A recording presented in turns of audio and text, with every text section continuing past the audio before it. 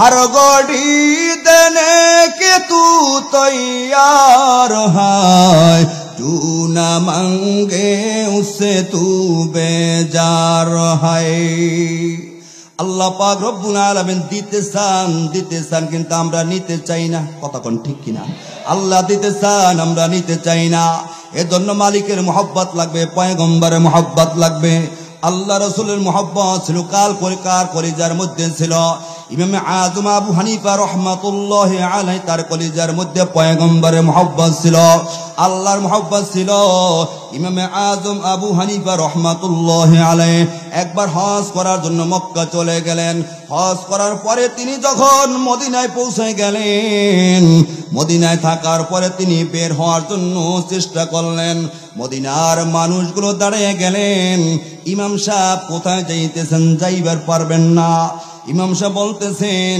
আমি আমার গন্তব্য বাড়ি চলে যাব মদিনার মানুষেরা বলতেছে না না আপনি মদিনা ছেড়ে যাইতে পারবেন না আপনাকে আমরা যাইতে দেব না ইমাম সাহেব মদিনায় থেকে গেলেন 5 দিন 4 দিন 5 দিন থাকার পর আবার বললেন এবার আমি বাড়িতে রওনা হয়ে যাব মদিনার মানুষগুলো ইমাম সাহেবকে আবার ঘিরিয়ে দাঁড়িয়ে গেল না না ইমাম সাহেব মদিনা ছেড়ে যাইতে পারবেন না আমরা আপনাকে কোশ্চিন কাল ছাড়বো না আপনি আমাদের মাঝে থাকতে হবে ইমাম সাহেব আবার থাকলেন 11 দিন হয়ে গেল 11 দিন থাকার পরে এবার আবার বাড়ির উদ্দেশ্যে রওনা এবারও মদিনার মানুষগুলো ঘিরিয়ে দাঁড়িয়ে গেলেন না না ইমাম সাহেব আপনি যাইতে পারবেন না আমরা মদিনাবাসী আপনাকে ছাড়বো না আপনি মদিনায় থাকবেন নবীর দেশে থাকবেন আপনি এখান থেকে যাইতে পারবেন না ইমাম সাহেব ডাক দিয়া কয় ও মদিনাওয়ালারা আমি আর সহ্য করতে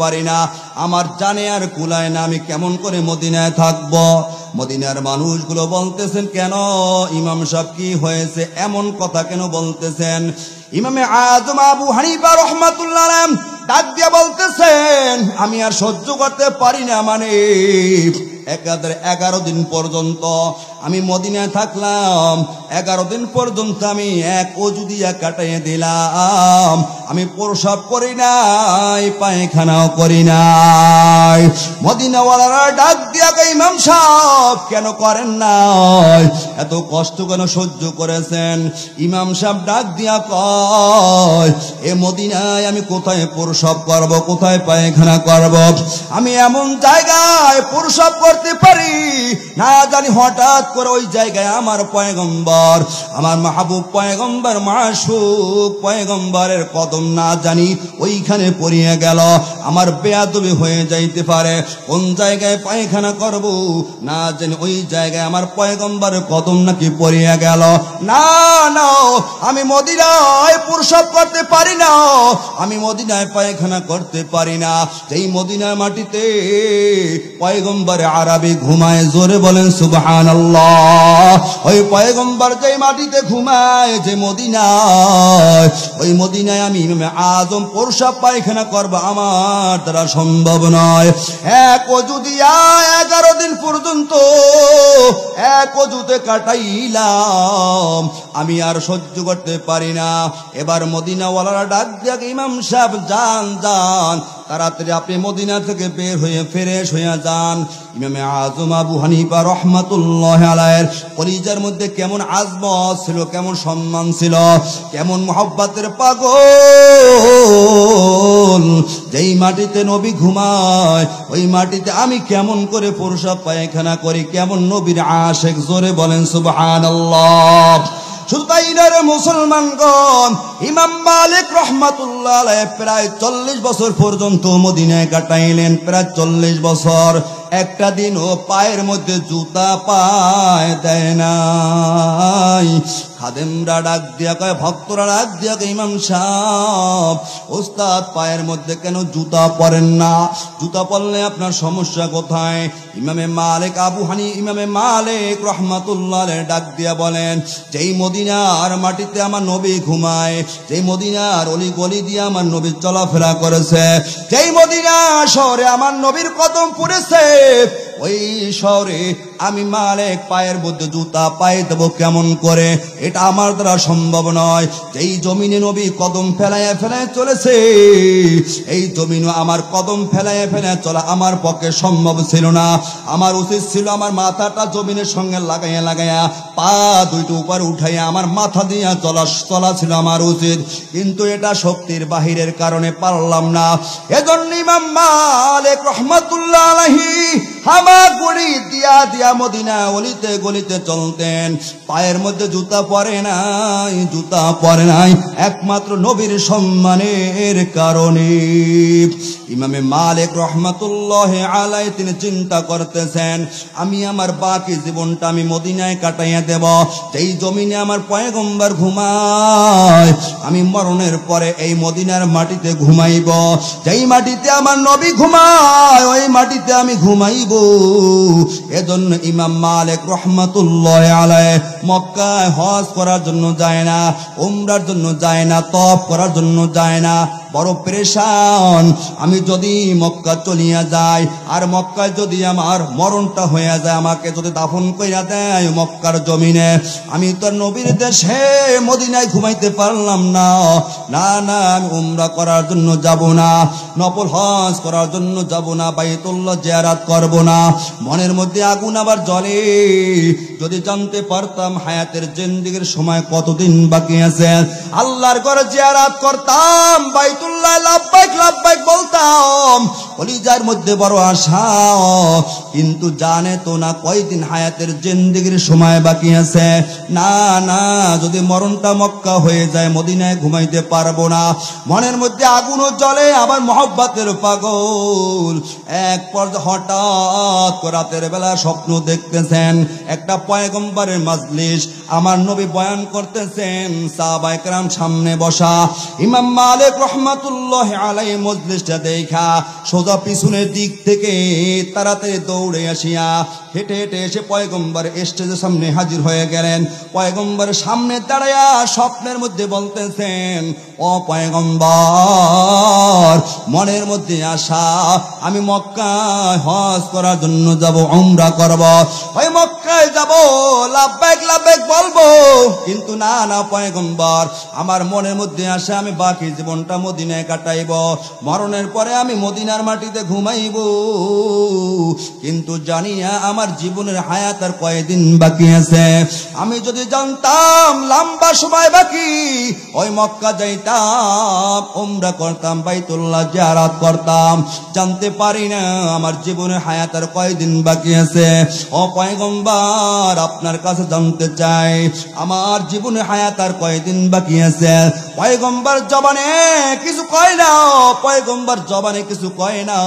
পয়গম্বর ইমাম মালিক রাহমাতুল্লাহ আলাইহির প্রশ্নের জবাবটা পয়গম্বর হাতের দ্বারা দিয়ে দিলেন। পয়গম্বর সামনে এরকম 5 আঙ্গুল তুলে ধরলেন। পয়গম্বর জবানে কিছু বললেন না। ইমাম মালিকের ঘুমটা ভেঙে গেল। সকালবেলা বড় অস্থির হয়ে গেল। পয়গম্বরের কাছে প্রশ্ন করলাম, পয়গম্বর মুখে জবাব দিলেন না। হাতের 5 আঙ্গুল পয়গম্বর তুলে ধরলেন। কারণটা কি রে? আমার জীবনে হায়াত কি 5 দিন বাকি আছে, না 5 সপ্তাহ বাকি আছে, না 5 মাস বাকি আছে, না 5 বছর বাকি আছে, না 5 যুগ বাকি আছে? আমার তো কিছুই বুঝে আসে না। বড় পেরেশান, বড় পেরেশান। খাদেমকে ডাক দিয়া বলে, খাদেম রে, যা যা যা, নামটা বলবি না। ওই জামানার সব চাইতে বড় স্বপ্নের ব্যাখ্যাকার ছিলেন মুহাম্মদ ইবনে সিরিন রাহমাতুল্লাহি আলাইহি। ওই একই জামানার মানুষ ছিলেন। খাদেমকে ডাক দিয়া বললেন, খাদেম যা যা, আমার নামটা বলবা না, এরকম গিয়া বলবা। আল্লাহর একজন গোলাম পয়গম্বরের মাঝে স্বপ্ন দেখেছে, তার কাছে প্রশ্ন করেছে, সে তার বাকি জীবনটা মদিনায় থাকতে চায়, কিন্তু তার জীবনে হায়াত আর কয়দিন বাকি আছে। তিনি যদি জানতেন দীর্ঘ লম্বা সময় বাকি আছে, মক্কা যাইতেন, উমরা করতেন। কিন্তু পয়গম্বর জবান দ্বারা কোনো জবাব দেন না। পয়গম্বর হাতের 5 আঙ্গুল তুলে ধরেছেন। এর দ্বারা উদ্দেশ্য কি জানতে চায়। খাদেমকে সব কিছু বলিয়া মুহাম্মদ ইবনে সিরিনের দরবারে পাঠিয়ে দিলেন। মুহাম্মদ ইবনে সিরিন রাহমাতুল্লাহর কাছে খাদেম যখন হাজির হয়ে গেলেন, সব কিছু যখন খুলিয়া খুলিয়া বললেন, সিরিন বলার পরে মুহাম্মদ ইবনে সিরিন ডাক দিয়া কয়, তুমি কোথা থেকে এসেছো? বলে, আমি এসেছি মদিনা থেকে। মুহাম্মদ ইবনে সিরিন ডাক দিয়া কয়, রে গোলাম, এত বড় স্বপ্ন দেখতে হলে বড় কোনো আলেম ছাড়া সম্ভব নয়। অনেক বড় আলেমের সম্ভব, এত বড় স্বপ্ন সবাই দেখতে পারে না। তুমি যেহেতু মদিনা থেকে এসেছো, আর মদিনার সবচাইতে বড় আলেম হলো ইমাম মালিক, আমার মনে হয় ইমাম মালিক এই স্বপ্ন দেখেছি। এদিকে তো নিষেধ করেছে, নাম বলবা না। খাদেম চুপ কইরা বসে গেলেন, কথা কয় না। মুহাম্মদ ইবনে সিরিন ডাক দিয়া কয়, রে খাদেম, বলো বলো কে স্বপ্ন দেখেছে? খাদেম কথা কয় না। খাদেম ডাক দিয়া কয়, হুজুর, যে স্বপ্ন দেখেছে বলতে নিষেধ করেছে, নাম প্রকাশ করতে নিষেধ। না না, বলা যাবে না। মুহাম্মদ ইবনে সিরিন ডাক দিয়া কয়, খাদেম রে, যাও যাও, নাম প্রকাশ না করলে স্বপ্নের ব্যাখ্যাও করা যাবে না। খাদেম উল্টা বাড়ির দিকে দৌড়ায়। ইমাম মালিক রহমাতুল্লাহর কাছে এসে ডাক দিয়া কয়, ইমাম সাহেব, স্বপ্ন আপনি দেখেছেন, মুহাম্মদ ইবনে সিরিন বুঝিয়ে ফেলেছে, নামটা বইলা দিয়েছে। আপনার যেহেতু নাম প্রকাশ করতে নিষেধ করেছেন, এজন্য নাম প্রকাশ করি না, চুপ করে রয়েছে। নাম প্রকাশ না করলে ব্যাখ্যা পাওয়া যাবে না। ইমাম মালিক রহমাতুল্লাহর ডাক দিয়া, খাদেম রে, যখন নামটা জাইনে ফেলেছে, গোপন রাইখা লাভটা কি, যা যা নামটা প্রকাশ করে আসো। এবার খাদেম দৌড়ায় মুহাম্মদ ইবনে সিরিন রহমাতুল্লাহ দরবারে। খাদেম সাহেব দৌড়ায় নামটা জানার জন্য, এই স্বপ্নের ব্যাখ্যা কি এটা জানার জন্য। খাদেম যখন দৌড়ায়া মুহাম্মদ ইবনে সিরিনের দরবারে হাজির হয়ে গেল। মুহাম্মদ ইবনে সিরিন রহমাতুল্লাহ ডাক দিয়া কয়, রে খাদেম, পয়গম্বর আরবি যে হাতের 5টা আঙ্গুল দেখাইয়াছেন, এর দ্বারা 5 মাস উদ্দেশ্য নয়, 5 দিন উদ্দেশ্য নয়, 5 বছর উদ্দেশ্য নয়, 5 যুগ এটা উদ্দেশ্য নয়। হাতের 5টা আঙ্গুল দ্বারা আল্লাহ রাসূল সাল্লাল্লাহু আলাইহি ওয়াসাল্লাম আল্লাহর কোরআনের ওই আয়াতের দিকে ইঙ্গিত করেছেন। ওই আয়াতের মধ্যে আল্লাহ পাক রব্বুল আলামিন বলেন, 5টা জিনিস, 5টা বিষয় দুনিয়ার কেউ জানে না, দুনিয়ার কেউ জানে না, একমাত্র জানে কে? আর জোরে বলেন, কে জানে? ইন্নাল্লাহা ইনদাহু ইলমুস সাআ ওয়া ইউনাজ্জিলুল গায়সা ওয়া ইয়ালামু মা ফিল আরহাম ওয়া মা তাদরি নাফসুম মাযা তাকসিবু গাদা ওয়া মা তাদরি নাফসুম বিআইয়ি আরদিন তামুত।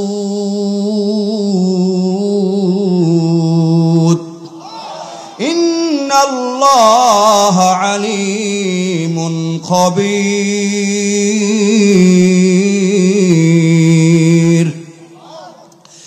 এবার মুহাম্মদ ইবনে সিরিন ডাক দিয়া কয়, 1 নাম্বার হলো কিয়ামত কবে হবে, কখন হবে? ইসরাফিল আলাইহিস সালাতু ওয়াস সালাম কখন সিংহে বাজায় দেবেন? অনুফিকা ফিসসুর নফাতুন ওয়াহিদাম ওয়া হুমিলাতিল আরদু ওয়াল জিবালু ফাদুক্কাতা দাক্কাতাও ওয়াহিদা। ইসরাফিল কখন সিংহে বাজায় দেবে? ইজা জুলজিলাতিল আরদু জিলজালাহা ওয়া আখরাজাতিল আরদু আসকালাহা ওয়া ক্বালাল ইনসানু মা লাহা ইযা রুজ্জাতিল আরদু রাজ্জাম ওয়া বুসাতিল জিবাল। 40 দিন যদি কোনো ডাকাত সন্ত্রাস বদমাইশ সেও 40 দিন চিল্লা লাগায়, আল্লাহ পাকের মেহেরবানিতে অনেক সময় বাঁকা মেজাজ সোজা হইয়া যায়। 40 এই 40 পার করে করে আল্লাহ আপনাকে আমাকে বানাইছেন। প্রথম 40 শুক্রবিন্দু, তারপর ওটাকে আল্লাহ একটা রক্ত বানাইছে টুকরা, এরপর একটা গোশতের টুকরা হাড্ডি দিয়েছেন, চামড়া পরাইছেন, 41 পার করে করে পুতুল বানাইছেন। এখন পর্যন্ত মা জানে না আমার পেটের মধ্যে কে আছে। যখন আল্লাহ রুহু দিয়ে দিলেন ভিতরে, তারপরে নড়তেছে। আমি আপনি মার পেটে নড়ছি, তখনই মা বুঝেছে, বোন বুঝেছে আমার জাদু পেটের মধ্যে নড়তেছে। জোরে বলেন সুবহানাল্লাহ। আরে এর দিকে ইঙ্গিত করে নাই কোন আয়াত যে পুতুল বানাই দিয়েছি, পরীক্ষা করো, বইলা দেবে ছেলে না মেয়ে। যখন আমি আপনি মায়ের পেটে একটা রক্তের টুকরা ছিলাম, রক্তের টুকরা, ওর দিকে ইঙ্গিত করেছে কোরআনের আয়াতটা, ইয়াহমিলু, যে যে ওইখানে মার পেটের মধ্যে রক্তের টুকরা দিয়ে আমি আল্লাহ ছেলে বানাইবো না মেয়ে বানাইবো, এটা দুনিয়ার কারো এলেম না, এই এলেম আছে কার কাছে? ওয়ায়ুনাজ্জিলুল গায়সা ওয়া ইয়ালামু মা ফিল আরহাম ওয়া মা তাদরি নাফসুম মাযা তাকসিবু গাদাম। মানুষ কোথায় কোন সময় কি খাইবে এটা দুনিয়ার কেউ জানে না। মনে করেন ওমা তাদরি নাফসুম মাযা তাকসিবু গাদাম, আগামী দিন আপনি ভালো করবেন না মন্দ করবেন, আগামী দিন আমরা নেকের কাজ করব না গুনার কাজ করব, এটাও দুনিয়ার কেউ জানে না। এই ইলম আছে একমাত্র আমার মালিকের দরবারে। আগামী দিন আপনি কি খাইবেন, কোথায় খাবেন, কোন সময় কোথায় বসে আপনি কোন খাবার খাইবেন, আগামী দিন আপনি নেকের কাজ করবেন না গুনার কাজ করবেন, ভালো কাজ করবেন না খারাপ কাজ করবেন, এটা আপনি জানেন না, আমিও জানি না, দুনিয়ার কেউ জানে না। এটা জানে একমাত্র আমার মালিক আল্লাহ। অনেক সময় আমরা বলিয়া ফেলি, এরে ভাই তোমার ঘরের নাস্তা আজকে আমার কপালে হবে, কোনোদিন কল্পনা করি নাই। তোমার ঘরের চা নাস্তা আজকে আমার কপালে কল্পনা করি নাই। তোমার পাতিলের ভাত আমার কপালে হবে, কোনোদিন কল্পনা করি নাই। এরকম অনেক সময় হইয়া যায়, কতক্ষণ ঠিক কিনা? এদিকে কোরআনে আয়াত ইঙ্গিত করেন ওমা তাদরি নাফসুম মাযা তাকসিবু গাদা, আগামী দিন তুমি কোথায় কোন সময় কি খাইবা কি করবা এটা দুনিয়ার কারো এলেমে নাই, একমাত্র আছে আমার মালিক আল্লাহর। ওয়ামা তাদরি নাফসুম বিআইয়ি আরদিন তামুত।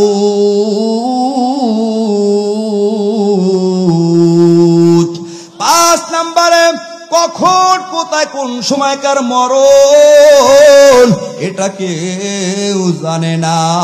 কোন সময় কোন জমিনে কোন সময়কার মরণ হবে কেউ জানে না।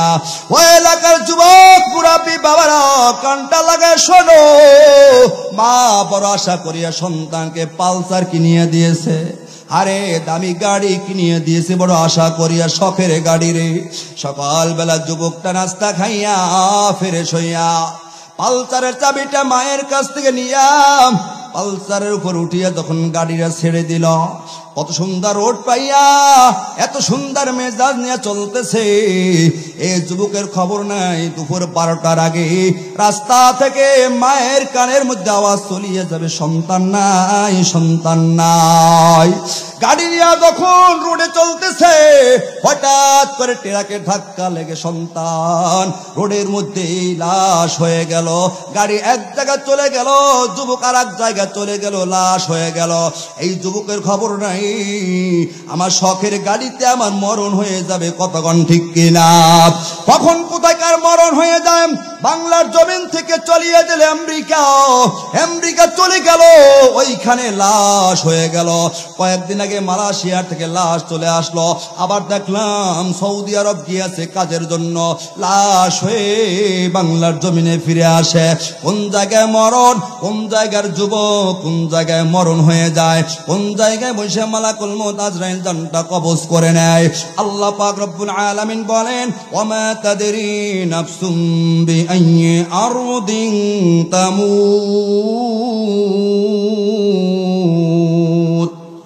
কখন কোন সময় কোন জায়গায় কার মরণ হবে এটা দুনিয়ার কেউ জানে না, কতক্ষণ ঠিক কিনা? হায়াতের গাড়ি চলেছে, গাড়ি চলেছে অবিরাম, নামাইয়া দেবে কবরের বাড়ি। আপনার আমার পিছনে পিছনে মালাকুল মউত আজরাইল প্রতিদিন ঘুরতেছে। আপনার আমার কবর যেইখানে হবে, কবরের মাটি প্রতিদিন আপনাকে আমাকে ডাক দেয়। এটা তিরমিজি শরীফের মধ্যে হাদিস খানা আসছে। আমার নাম ধরে ডাক দেয়, আপনার নাম ধরে কবরের মাটি প্রত্যেকদিন ডাক দেয়। পয়গম্বর হাদিসের মধ্যে বলেন প্রত্যেকটা মানুষকে ওই জায়গার মাটি নবীর সঙ্গে মিলেয়া আমার মালিক আপনাকে আমাকে বানাইলেন, আবার মরণের পরে ওই জায়গায় আপনার আমার কবর হবে। জোরে বলেন সুবহানাল্লাহ। সোনে হাফেজে বাতু গুয়াম के गुलता जानो मी मानात अगर मानात शबे दिगार नमी मानात गोलाज गुलशान जुदा गस्तान तरुता जानो मी मानात अगर मानात शबे दिगार नमी मानात दीप्त कंठे हाफिज कहे ফুলতা যা কি রয় কখনো, এক রাত কি দুরাত রহে, ভুল বুঝিস না তোর জীবন। ঠিক এমনি করে সাঙ্গু হবেন, ভবের খেলা পড়ে রবে, কোথায় ভাই যে যাবি চলে, খোঁজ খবর কি থাকবে ভাবে, কোথায় ভাই যে যাবি চলে, খোঁজ খবর কি থাকবে ভাবে। আজরাইল আপনার আমার পিছনে প্রতিদিন ঘুরতেছে, আপনাকে আমাকে দেখা যায়, ডাক দিয়ে বলে গোলাম ঠিক মতো মালিকের কাজ করো, ঠিক মতো মালিকের গোলামি করো। ও এলাকার মুসলমান গো, হায়াতের জিন্দির সময় কিন্তু এক এক সেকেন্ড, এক এক মিনিট, ঘন্টা করে করে করে করে আপনার আমার জীবনে মহামূল্যবান সময়টা কিন্তু ক্ষয় হয়ে যাইতেছে। একটু টের পাইতেছি না, কাজে লাগাইতেছি না। একই গ্রামের একজনের সময়টা কাজে লাগায়, আর একজনে কাজে লাগায় না। একই গ্রামের একজনের সময়টা কাজে পার করিয়া দেয়, মালিকের গোলামি করে করে করে করে সময়টা আখিরাতের অ্যাকাউন্টে নেকি জমা করে। আর একজন হেলায় খেলায় হায়াতের মহামূল্যবান সময়টা বরবাদ করে দিতেছে। ধন সম্পদের পিছনে পড়িয়া, জায়গা জমির পিছনে পড়িয়া, বিবি বাচ্চাদের পিছনে পড়িয়া মহামূল্যবান সময়টা বরবাদ করে দিতেছে। না না, আপনার আমার সঙ্গে দুনিয়ার কিছু যাবে না। অন্ধকার কবরে আপনার আমার নেকি, আপনার আমার গোলামি, আপনার আমার রুকু, আপনার আমার তাসবিহ তাহলে সৎ উপদেশ ভালো আমল গুলো আপনার আমার সঙ্গে অন্ধকার কবরে বন্ধু হয়ে যাবে। কতক্ষণ ঠিক কিনা? আজকে যাদের পিছনে ঘুর ঘুর করে বলতেছি, ঘুর ঘুর করে যাদের পিছনে আমরা চলতেছি, সময়গুলো বরবাদ করে দিতেছি। না না, বরবাদ করেন না, সময়টা নষ্ট করেন না। আমি আমাকে নসিহত করি, আপনাদেরকে নসিহত করে যাইতেছি। দুনিয়া যেহেতু থাকাই যাবে না, আর দুনিয়া থাকার জায়গা না। আদম থাকতে পারে নাই, আব্বাজান থাকতে পারেন নাই, পয়গম্বর থাকতে পারে নাই, আপনিও পারবেন না, আমিও পারবো না। এজন্য আল্লাহর দরবারে আমরা তওবা করিনি মালিক, আর জীবনে মালিকের নাফরমানি করব না, আর কোনোদিন নামাজ ছাড়বো না, আর কোনোদিন পয়গম্বরের মহব্বত ছাড়বো না, আল্লাহর মহব্বত ছাড়বো না। অন্ধকার কবরে সামানা দুনিয়া থেকে আমাদের জোগাড় করে নিয়ে যাইতে হবে।